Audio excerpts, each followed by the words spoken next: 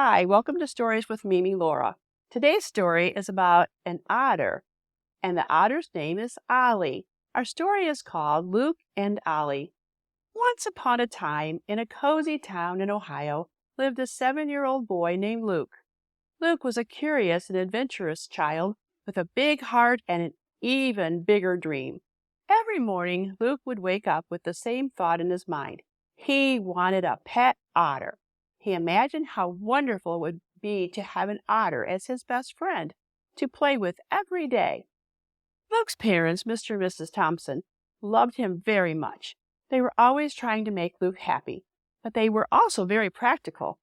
They knew that otters were wild animals and not usually kept as pets. Every day, Luke would ask, "I have a pet otter," and every day his parents would try to change his mind. "How about a kitten?" Luke, his mother, suggested one morning while they were having breakfast. "Kittens are soft and cuddly." "No, I want an otter," Luke replied, his blue eyes sparkling with determination.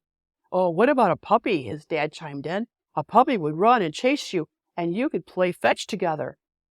"No, I want an otter," Luke insisted. His parents tried everything. "How about a hamster, a parrot, a gerbil, or even a goldfish?" they suggested one by one. But Luke shook his head each time, firmly saying, "No, I want an otter." The Thompsons were in a bit of a dilemma.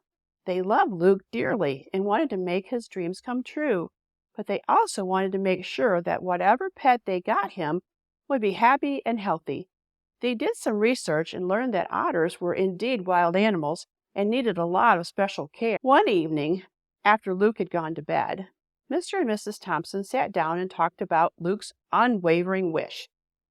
"We need to find a way to make him happy," said Mrs. Thompson. "Maybe we can find a way to get him an otter that would be happy here with us." Mr. Thompson nodded in agreement. "Let's see what we can do." The next day, the Thompsons made a decision that surprised even themselves. They packed their suitcases and flew to Alaska, the land of the otters. It was a long journey, but they were determined to find the perfect otter for Luke. They traveled through snowy landscapes and icy waters, searching for the right companion for their son. After days of searching, they finally found a cute, playful otter by a lagoon. The otter was friendly and seemed curious about the Thompsons. They knew in their hearts that this otter was the one for Luke. They named him Ollie and brought him back to Ohio.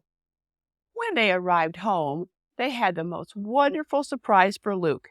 They called him into the living room and, with wide smiles, revealed Ollie the otter. "Meet your new friend Ollie," said Mr. Thompson. Luke's eyes grew as wide as saucers. "An otter? My very own otter?" he exclaimed, barely able to contain his excitement. He ran to Ollie and hugged him gently. Thank you so much." From that day on, Luke and Ollie were inseparable.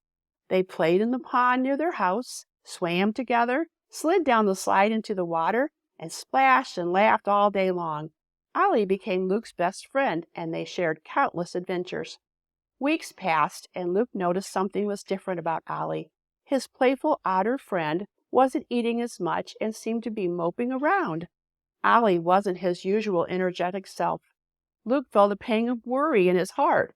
He loved Ollie so much and didn't want anything to be wrong with him. One evening, Luke sat beside Ollie and gently stroked his soft fur. "What's wrong, Ollie?" he asked softly. Ollie looked up at Luke with sad eyes, and in that moment, Luke understood.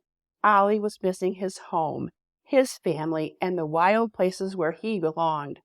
With a heavy heart, Luke went to his parents and told them what he had realized. "Mom, Dad, Ollie isn't happy here. He misses his home and his family. We need to take him back to Alaska." Mr. and Mrs. Thompson were incredibly proud of Luke. They knew it took a lot of maturity and love for him to come to this decision. They hugged Luke tightly and said, "We understand, Luke. Let's take Ollie back to where he belongs." The next day, they packed their suitcases once again, this time including one for Luke. They flew back to Alaska, retracing their steps to the lagoon where they found Ollie. When they arrived, Ollie's eyes lit up. He saw his brothers and sisters splashing in the water, playing together just as they had before. Ollie waddled towards them, and as he reached the water's edge, he turned back to Luke. He waved his little paw, a gesture of gratitude and farewell. Luke waved back, tears in his eyes, but a smile on his face. He knew that this was where Ollie belonged, where he could be happiest. "Goodbye, Ollie," Luke whispered. "I love you."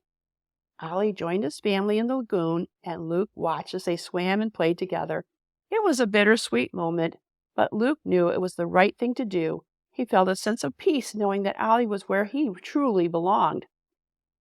As they flew back to Ohio, Luke sat between his parents on the plane. He looked at them and said, "Maybe I could have a kitten now." Mr. and Mrs. Thompson smiled and hugged Luke. "Of course, Luke. We'll get you the cuddliest, softest kitten." When they arrived home, they went to the local animal shelter and found a sweet little kitten. Luke named her Whiskers. Whiskers was soft and cuddly, just as his parents had said, and she quickly became a beloved member of the family. Luke learned an important lesson through his journey with Ollie. He learned that true love means understanding and doing what's best for those you care about. Even it means letting them go. We cherished the memories he had with Ollie and knew that he had done the right thing. Every night, as Luke cuddled with Whiskers, he would think about Ollie and the happy life he was living in Alaska. And he would smile, knowing that love had brought them together and love had set them free. The lesson from our story is that true love means understanding what makes others truly happy, even if it means letting them go. We have some discussion questions. The first question is, why do you think Luke's parents tried to suggest different pets instead of an otter at first? Question 2. How did Luke show that he truly loved Ollie? Question 3. What did Luke learn from his experience with Ollie? Thank you for listening to Stories with Mimi Laura.